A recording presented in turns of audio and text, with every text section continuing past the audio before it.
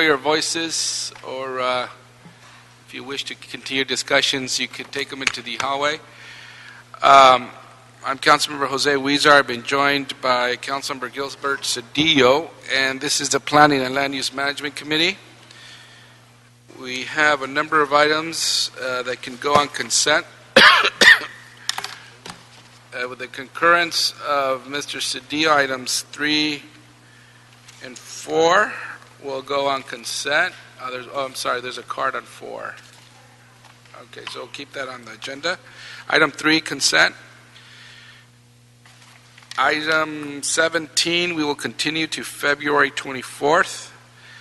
Item 18, we will continue to June 14th.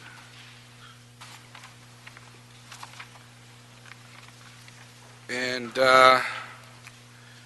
we will now go to item 4, and then we will go into item 19, the director's report. So on item 4, if you could read that into the record, please. Sure. Item 4, Councilman, is a cultural heritage designation in CD4. Okay. So is staff here on this item?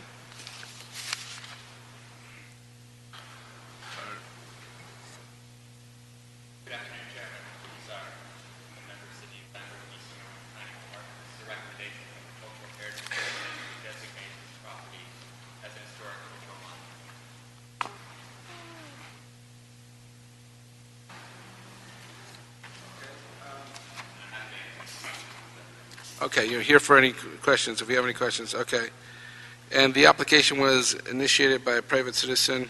Yes, there was some concern in the neighborhood that the property was correct, but the owner of the property did come to the commission at its final hearing and spoke in support of the nomination, and he has plans to restore the property, not to rebuild.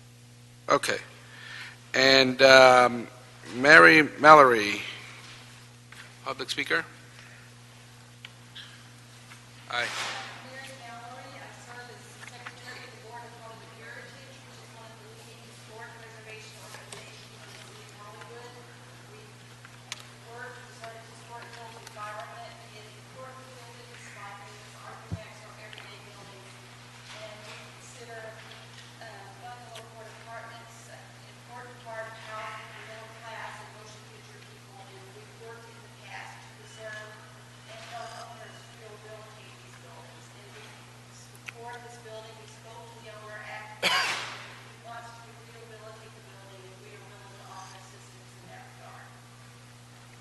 Thank you very much. Is CD4 here? No. We'll approve this item. Move it forward. No. Okay. We'll approve this item. Move forward. No objection. Number 19, Director's Report. Mr. LeGrand. Good afternoon, council members. I have a brief report today. Some good news. Thanks to your help in exempting the department from the managed hiring process, we're able to hire 6 new planning assistants to help move our work program forward. People coming to the planning department out of the universities tend to have postgraduate degrees. We're seeing very common. Also, a number of years of experience working for the municipalities or nonprofits, as well as some very good environmental and nonprofit sectors that we do a lot of business with, whether it's housing or environmental protection. And that also gave us the ability to fill the position for the Clean Up, Green Up work program that we've been working with Councilman Huizar so closely with, and get a staff person actually in that spot that was funded by council this past year. In addition, with the privatization of the convention center, a number of their employees, city employees, were asked other departments to see if they had any vacancies where we could fill with other employees from the convention center. And we're actually able to hire a clerk typist from the convention center and bring her into our department, and we're very excited to have her with her number of years experience working for the city already, and to transfer that person into one of our vacant positions and avoid the potential for layoff and actually get an experienced city worker in our department. And so we're really excited to have this new infusion into our work program. Although 7 people doesn't sound like a lot, it actually does in our department make a huge difference in our work program once we've invested in the training of these staff members and seeing our case processing go quicker and initiate many of those council motions that helped get these staff in place to move those work programs forward. So very excited to have the new infusion of, let's just say, intellectual capital in the department, and look forward to seeing them present before you in the future. And that concludes my report. No questions? Thank you very much, Mr. O'Grand. Item number 1? Item 1, council members, is a CAO report relative to the development, services reform, and restoring the funding and resolution position authorities. Good afternoon, Councilman. This report is in response to the Price-Labange motion, which Council recently adopted, and essentially restores full funding and position authority to the Department of Building and Safety, Transportation, Fire, and Bureau of Engineering. There is one revision to the report, recommendation number 1. The dollar amount changed to $40,578,869, and the changes are reflected in a revised attachment which has been provided to the city clerk and I believe the members. Great, thank you. Thank you very much, and I want to thank the CAO for their quick and also the planning department for their thorough work on bringing this item to plumb. This was a request, I believe, from this committee after the Price-Labange motion, which postponed the realignment, and we requested that the funds be put back in to complete this year in each of the respective departments. And just to be clear, all these funds have already been approved for this year's fiscal year, and there's no change in that funding, correct? No. Okay. All right. So with that, there are no questions. In the concurrence, Mr. Cedillo will approve this item and send it to council. Okay. Thank you. Next item, we'll do items 5 through 16.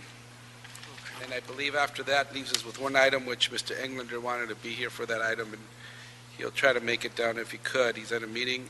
Item 2 will wait, but items 5 through 16, if we could take together. Okay, so they're all cultural heritage designations for various buildings at the University of Southern California, council members.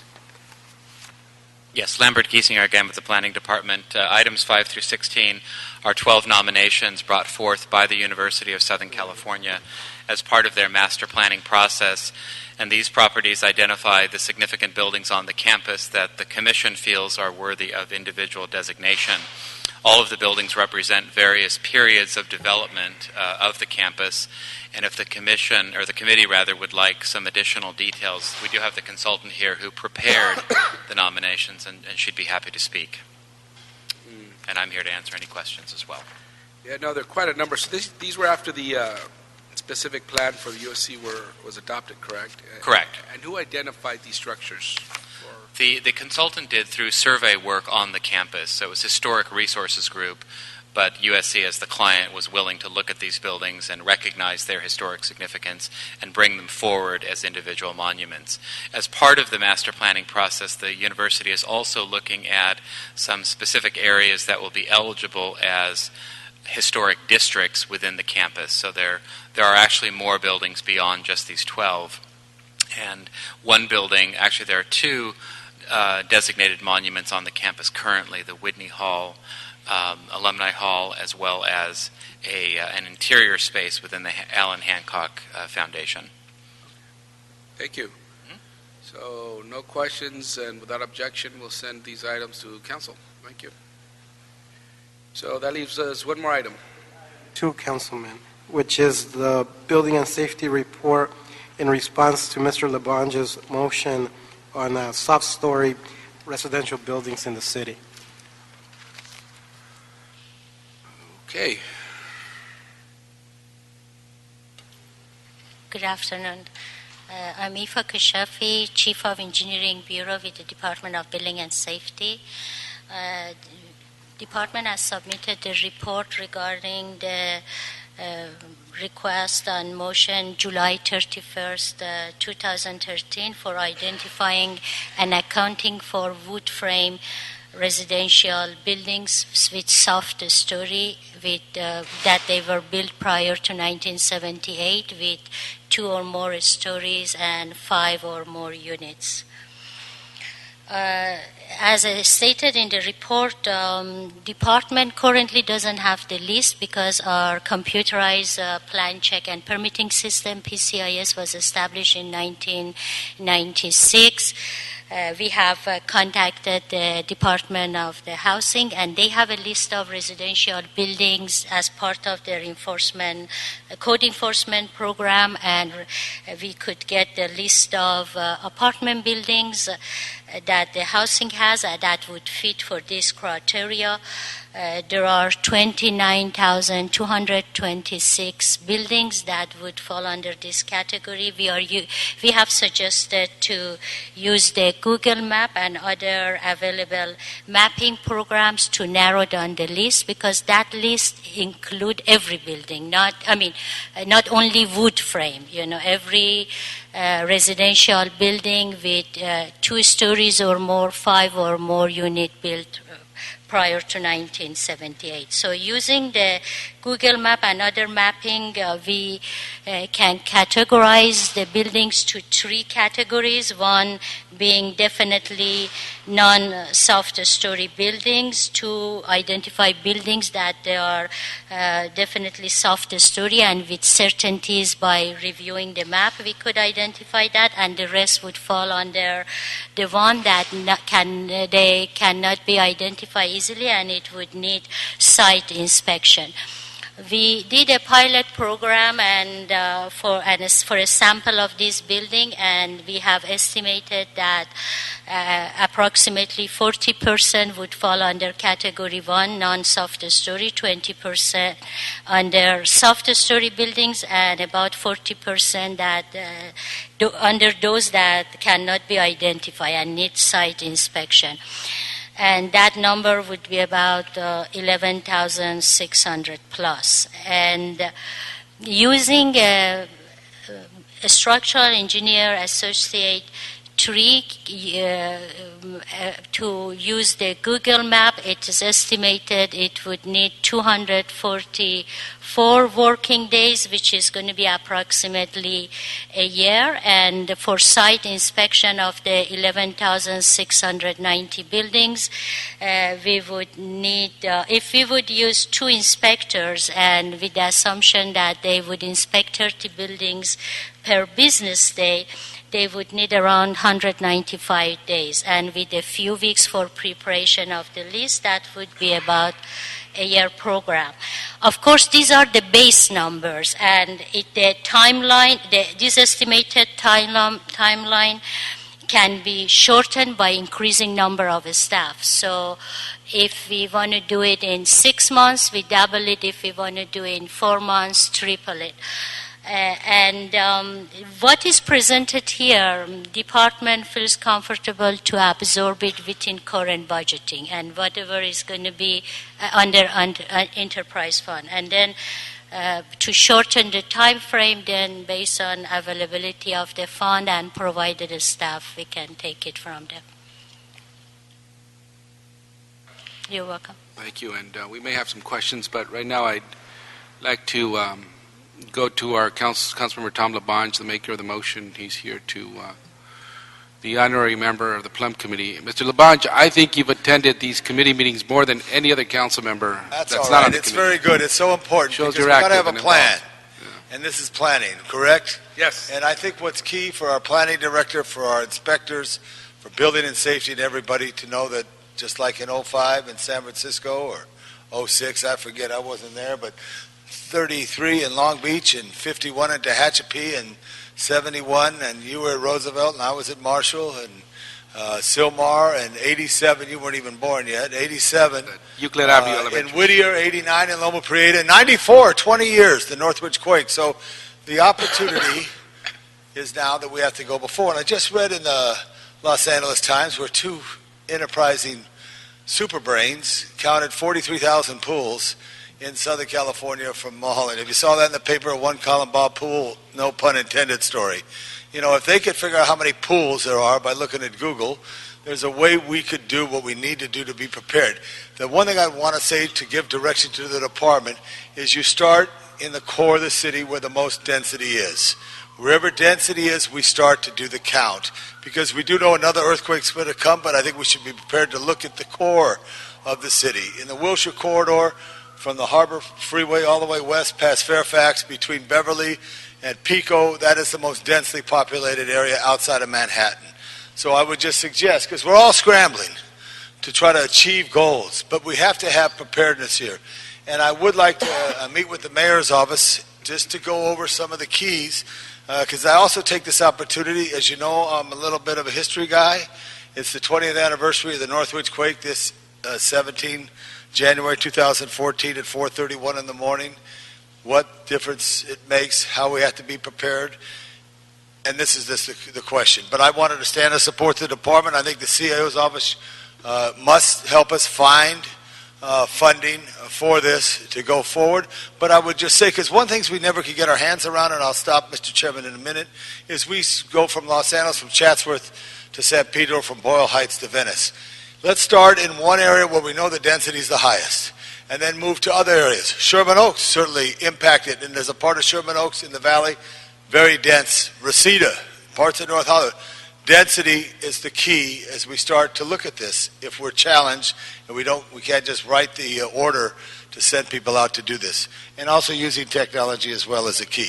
I thank you, Mr. Chair, Mr. Sadia, and also all the other members of the staff. And Mr. Englander, who co-signed this with me, is in a meeting but should be here momentarily. Thank you. Thanks, Mr. Labange. John, and you know, Mr. Labange, that study showed that there were 0 pools in Watts. Do you know how many pools were in Boyle Heights? You have 2 council members on this committee that are from Boyle Very Heights. good. Well, I know there's a pool at Pecan, and there's a pool at Louis, I want to say Abbott Costello Hey, there you go. pool. So Costello we've got pool. 2 pools. Those- You know, one of the problems is I know that is the lots were so small when first developed. You know, in Watson and South Los Angeles and Florence and that. But it is interesting enough how it was done, and now they don't put pools in apartments because of insurance. You know, all the pools that used to be there. But anyway, we have our earthquake. I know of key. one pool in Boyle Heights, and it is in the home where when Fernando Valenzuela first came to the United States from Mexico, he stayed there. Wow. With the person who discovered him in Mexico, and he stayed there. It's across the street. Mike Brio? Gil and I know that park as Fresno Park. It's now called Garcia Park, but Right. across the street from Fresno Park, and that's the one house I know in Boyle Heights with a pool. So there's a little trivia. I know for he you. lives in Los Feliz now, but he hasn't invited me to swim in his house. But I'm for him. First in Fresno, there's a pool. Yeah. Oh, okay. Yeah. Well, thank you. We'll go to public comment now, and then we'll take up the discussion. With that, let me invite the public now for public comment. Thank you. Beverly Kenworthy. Before the public speaker speaks, to make it clear, we still have work to do with the state because earthquakes know no boundaries, and to look for a state bond issue to get before us, Senator Sadia, that would allow some partnership that has to be with the state, because the earthquake will not stop at the Alhambra El Sereno line, the Atwater Glendale line, or the Burbank North Hollywood line. I just wanted to make that point. And Mr. Chair, will you excuse me to other business that to pertain to? Thank you. Thank you very much, Mr. Labange. Thank you for visiting us. Good afternoon, council members. Beverly Kenworthy. I'm with the California Apartment Association here in Los Angeles. The California Apartment Association is a statewide organization, and I run the LA division. We were instrumental in working with San Francisco on this very issue. And we look forward to partnering with the city staff and your offices as we move along in crafting this ordinance. The safety of tenants is the utmost importance to our members. But we do understand, you know, we can have a mandate, but compliance is really the important thing here. And we want to make sure that the landlords are able to do that. And we think We know that all of these buildings are probably going to fall under the rent stabilization ordinance, which is going to create some unique challenges for funding for some of these smaller mom and pop owners, but they're not challenges that are insurmountable. And I think we can find creative ways, such as the way San Francisco did. I talked to my counterpart in San Francisco just this morning. They're at the very beginning stages of implementation, but so far things are good. So we are going to have sort of that pathway to sort of look at what they've done and how it's working out as we kind of start this process. So I just wanted to let you know that the California Apartment Association is happy to partner with you in this effort, and we look forward to working with all of the city staff on this issue. Thank you so much. Jim McQuiston.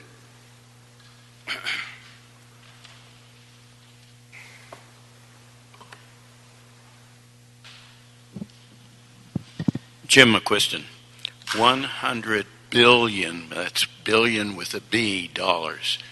That's what the estimate was when one of the three faults, major faults in this area breaks. That was in 30 years ago. Think of the buildings that we've done. Think of the inflation since then. $100 billion. And the city will have to pay a great portion of that unless we put up signs on the buildings that are unsafe. We don't have to tear them down.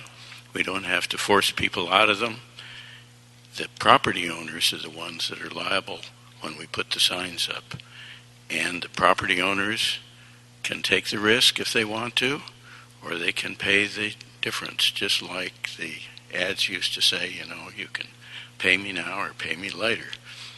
But that is something that I want the city to do. We don't want to be bankrupt because we failed to put those signs up. You have my statement here. It's very succinct and has some diagrams and whatnot, and it shows a building which is predicted to fail. That is a building in the city of Los Angeles. We can't land a helicopter on it to save people when that building crumbles. We have to put up the signs. Thank you. Well, thank you very much. And first, I want to thank the Building and Safety Department for your quick response to this. I know there's a lot of other pending issues with respect to us surveying and identifying certain types of structures. But with that, let me first turn it over to the seconder of the motion to see if you have any questions or comments on this, Mr. Englander. Great. Thank you very much, Mr. Chair and colleagues. I appreciate the discussion here today. It's overdue. There's no question. We've got a serious issue, and we can't simply dig a hole and put our head in it and pretend it's going to go away. We've got nearly 30,000 of these buildings, apartment buildings, soft structure buildings, throughout the city of Los Angeles, and we've been talking about this for a long time. In fact, with my district, January is going to be the anniversary of the Northwoods earthquake, where in one structure alone, 16 people lost their lives. And we know with certainty, without a doubt, that it's not a matter of if the big one hits again, it's when. And some say we're overdue. So we've got to look at this as not just a cost to building owners, to property owners, but a cost of saving lives. And that's ultimately what we're talking about, the core function of local government being public safety. And that is not just the police department and the fire department, but preventing crimes, preventing death, preventing accidents, preventing tragedy and disasters, and everything we can do, we should do. So in looking at that and meeting with a lot of the building owners as well as landlords, stakeholders, as well as the industry and associations, everybody believes that something needs to be done. Everybody's on the same page that we can no longer wait. But what we've got to find is a balanced approach and trying to figure out a way to incentivize these owners for doing the right thing as well. And so in looking at that, I think we've got to take a step back first and to say, what kind of problem are we dealing with? How do we wrap our arms around it? How do we engage in getting on the right track to do something? And how do we do it immediately? Because time is of the essence. So with that, we're looking for, and I appreciate my colleague who we've co-authored a number of motions in earthquake safety and preparedness in trying to figure out some of those first steps. An inventory, working with building and safety to figure out how we can start inventorying the list of those structures, perhaps grading them on various degrees on which ones are more susceptible or more vulnerable. Doing so in a very sensitive manner because we don't want to create panic. We don't want tenants to feel that they're not safe. We don't want to devalue the property at the same time because then you have absentee landlords that turn into slumlords that don't want to do anything to their building. So you've got to be delicate in how you approach this very complicated matter. The first thing to do would be to start with an inventory. And I wanted to ask Building and Safety if they can come up and speak to that. And what are the necessary steps that we can begin and initiate an action plan to start getting there and make this a priority. I also want to thank the media for spending so much time and attention. This was in the New York Times this week about what's happening here in Los Angeles. Usually it's not until after, and usually only immediately after, where you have a policy window of opportunity that people are even willing to discuss an issue such as this after a major incident. And while we are on sort of the eve of the 20th anniversary of the earthquake, we're fortunate we haven't had a major earthquake in 20 years. But the fact that the policy discussions are taking place very seriously and often, currently, there's a lot to be said for that, and that means that we should act on it as well. And so with that, if I could ask anyone from Building and Safety to come forward and speak to what are some of the immediate things that we should be doing and could be doing as policymakers to start this process. Thank you. Good afternoon, Council Member. I already reported I reviewed the report as presented in our report.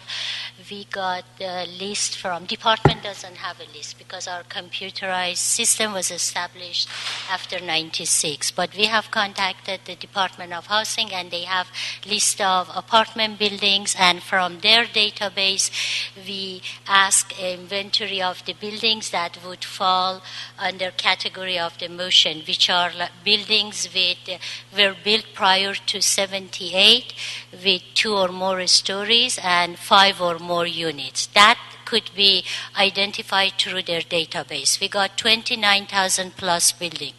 And then from those buildings, we are going to use, we did a pilot program. We can use the Google map and some other available mapping system to narrow it down, because these 29,000 will cover all the buildings, not necessarily wood building and soft stories. So we have to find a way to narrow it down. But we are, based on our pilot program, we came to the conclusion that using the Google map and available mapping system, we can categorize this list to 3 parts. One being non-soft story that, with certainty using the map we can identify. The second category would be soft story that you can see and definitely identify. The rest would fall under the category that would need a site visit and further inspection. And buildings that would need about inspection, there are going to be about 40% of the total numbers in the list, and our estimate of the time is for doing the map screening. We would need one engineer, and it would take him about 244 business days to do for one. This is as a base. It can be increased as resources available to, shorten the list. And 2 inspection to do the inspection for that 11,600 plus building. 2 inspectors to do inspection.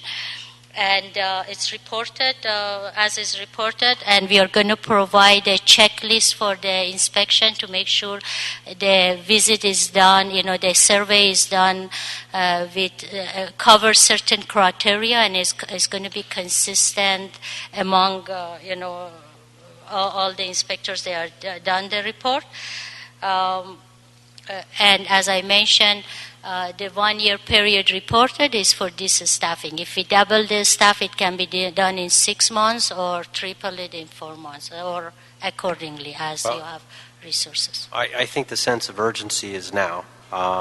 In terms of being done in 6 months or 11 months or whatever it is that you're proposing, the fact that we could actually start something, because it's just well overdue, it needs to be done. And putting this off certainly doesn't get us anywhere. So I'm all for moving this forward and ensuring that this is a priority in the city, starting an inventory process. While those are going on, I would also ask that perhaps a special meeting convene and putting some folks together in a task force to come up with an incentive program. So as we're starting to uncover and delve into the work of inventorying these buildings, that at the same time we're also developing ideas and suggestions to whether those are tax credits. Mr. Labange and I have actually talked about the idea of looking to the state of California perhaps, where there's an incremental cost on whether it's insurance or something that's a statewide fund that could be then used to allow interest-free financing to property owners. And then we have to take a holistic approach to this. So I would ask that we begin this process and move this along. Thank you. And Mr. Cedillo, any questions? Okay. And thank you, Mr. Englander and Mr. Labange, for bringing this forward. It certainly is an issue of urgency, given that, as Mr. Englander stated, we could face another earthquake any time.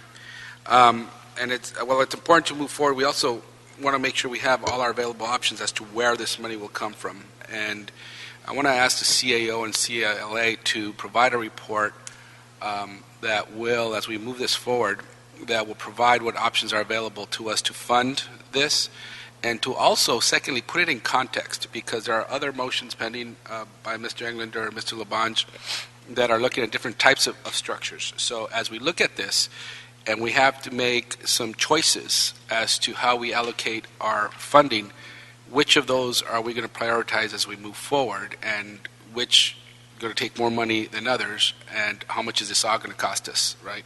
So while we move forward, if we move this forward to full council, but we need the CAO and CLA report to do that for us, how do we best do that? Any recommendations from? I've got one. We're going to have either an entire day or a full week in January around the anniversary of the earthquake, talking about a lot of initiatives that the city has done and that the city has undertaken and where we're at in terms of anything related to disaster preparedness and recovery. And so this might be a good time, if that's enough time, for the CAO and CLA to come back with that report to council that week. Okay. It would be about the 3rd week of January.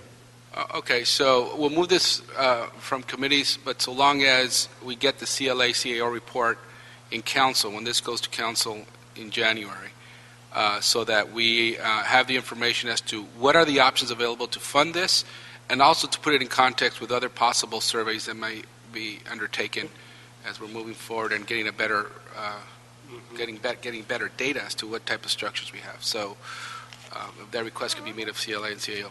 Mr. Weezer, another option would be to have that report routed to this committee and potentially budget and finance and personnel in as much as it involves position authorities and funding. That's your call, or if you rather have that report be sent straight to the council. I don't know if you want to vet it through committee before.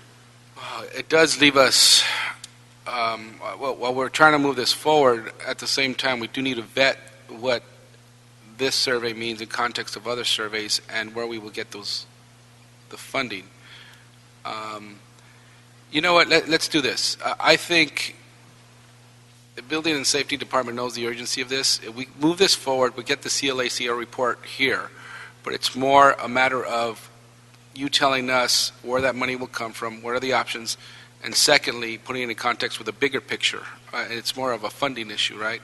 So we'll get that back in committee. We'll get those reports back in committee. So I would ask, I'm okay with that, as long as if we could do this, if we can have it back here in the second week of January, and that way we can move it on to the same week and have a placeholder in council that same week where we're having these discussions and it's... So we're moving the item forward to council, but the report back from the CLACO is coming in committee. Is that in 30 Yes, days? council members, that is possible. At this time, there's a building and safety report, so that can go to council scheduled for the third week.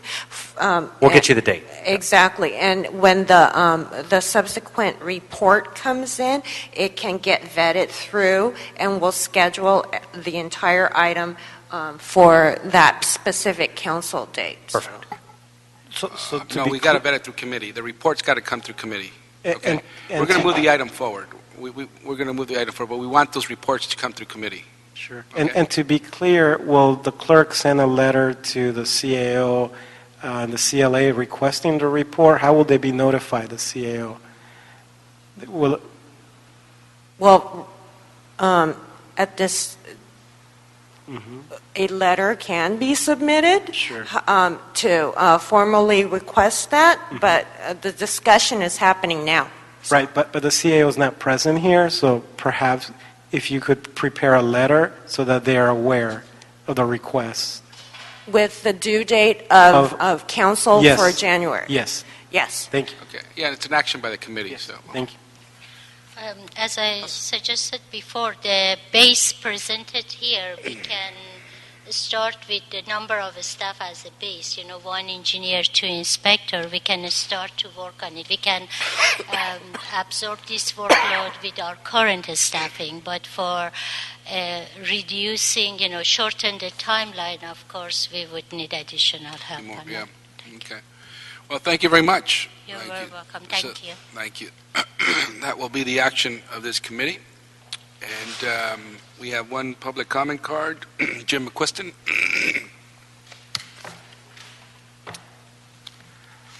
Jim, a question. I made this comment also at the Public Safety Committee.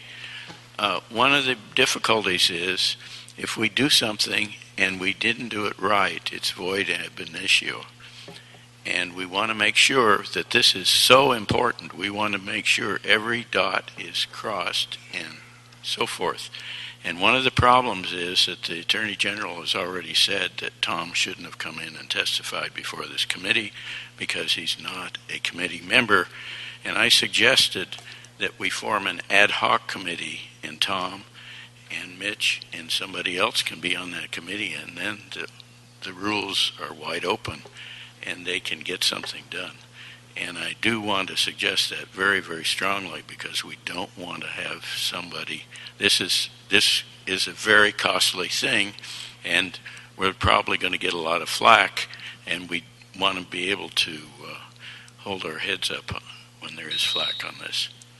Thank you. And before we adjourn, City Attorney, just to be clear, can we have a member of the council testify before this committee? Yeah. It's done on a regular basis. We're complying with the Brown Act. Everything's It's gonna violate the agendized, Brown Act, right? and you're a committee of the full city council. So otherwise, it would be heard before the city council. Okay. Thank you. It'd be different if there was a majority of the council here testifying, right, or in the room on the issue. Yes, that probably would be different. You might as well just have a. So, okay. Thank you very much. This meeting is adjourned. Thank you.